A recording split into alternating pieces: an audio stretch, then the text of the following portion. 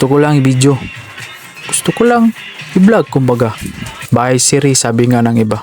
Hi, ako nga pala si Octavio. Simpleng tao pero maraming pangarap. Sheesh! So ayan na mga boss. Ito yung panimulang ginawa nila. Nagbungkal o hinukay. Yung paglalagyan ng tie beam yan mga boss. Maraming tubig tsaka maraming basura. Ayan ang mga boss. Ito yung poste. Yan yung pinagawa dati ni mama na hindi natapos kasi yun na nga. Yung umakyat na sa langit eh.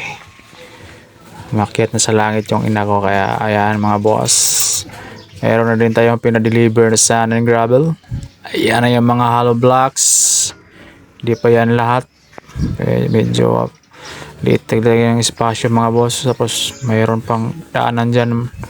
Ayan siya boss. Hindi natapos. Yan yung pinagawa ni mama. Ayan.